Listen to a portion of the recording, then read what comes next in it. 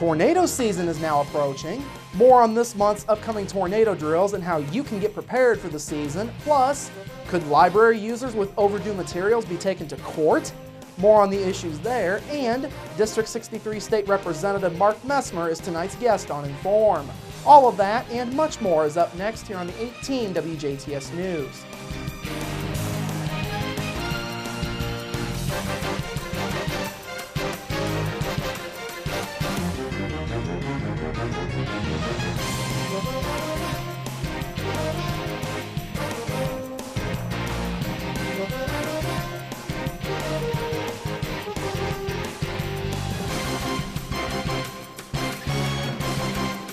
Hello, I'm Bradford Raths. We begin this evening with local emergency management officials preparing for tornado season as winter begins to turn to spring.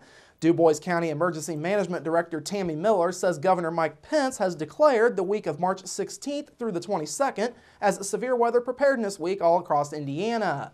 Pence's proclamation is designed to stress how important it is to promote public awareness of severe weather and what they need to do to get prepared. Miller says in the meantime, Du Bois County EMA is trying to get the word out. We like to promote awareness of what's out there and just make sure that everybody has their kits prepared, that if something would happen that they would be able to take care of themselves for up to 72 hours. Miller has also announced the date for this year's statewide tornado drill. The drill will be held on Thursday, March 20th, barring any severe weather that day. The weather makeup day would be Friday, March 21st. She says tornadoes can come at any time of the year, so folks need to always be prepared. I recall my first year as emergency management director, our first tornado for that year was in February. So tornadoes can happen at any point. Severe Weather Awareness Week just draws everyone's attention to it. And now is the time for everyone to be prepared to, again, weather radios are the key. You cannot rely on the sirens that are outside. Those are for outside purpose only. So if it's 3 o'clock in the morning and you're in bed asleep, your weather radio is what needs to wake you up. The National Weather Service will be initiating 2 drills on the 20th. The first of the drills will take place sometime between 10 and 10:30 a.m. Eastern Time, so schools and workplaces will be able to participate. The second drill will take place between 7:30 and 8 p.m. Eastern Time. The later time will allow for families to practice their own safety measures at home.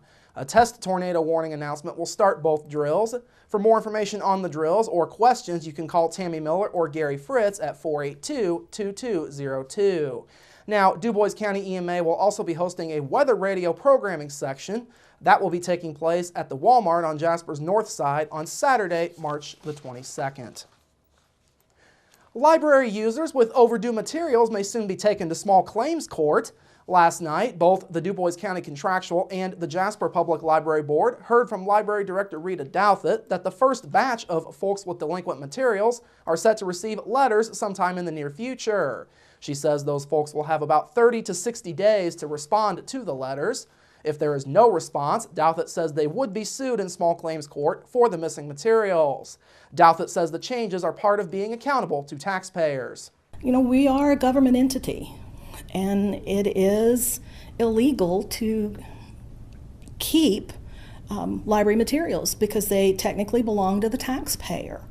And we are just trying to be accountable to the taxpayer and get those materials back, because we end up having to pay a lot of money to replace them. It takes up a lot of staff time in dealing with the overdues and the delinquent patrons and the overdues and the postage. Just the time alone is phenomenal. And we just want to get the materials back, and this is a last recourse.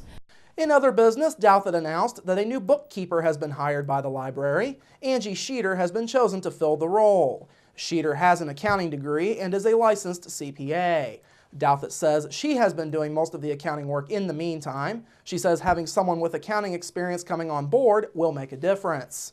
It is for me. I'm not an accounting person, and I've been trying to keep up with it, and it's a huge process, so I'll be glad to have her. Sheeter is set to start her new job on Monday, March the 17th. Finally this evening, a pair of potential changes to state law could make it easier on communities dealing with the problem of abandoned and rundown properties. One of the efforts, known as Senate Bill 422, has passed out of both chambers of the State House and is now headed to conference committee. The bill is designed to speed up the process of getting abandoned properties through the tax sale process, one of many bills to attempt to do so within the last few years. The bill allows properties to be sold outright at tax sales while reducing the time allowed for tax sale purchasers to petition courts for tax deeds. That time frame would drop from 6 months to 3 months. District 63 State Representative Mark Messmer says getting those properties back on the market is important for development all across the state. It's not so much of a problem here, but you've got some of the urban areas where you've got entire neighborhoods of empty, abandoned properties that have been foreclosed on. We had another bill this year, Senate Bill 422, to try to speed up that process of getting those properties purchased, get the sheriff's sale process moving a little quicker, get the taxes paid, get them back in the market. Because when you can get a house occupied, get it back in the market, it just helps. It helps the residential development in an entire community.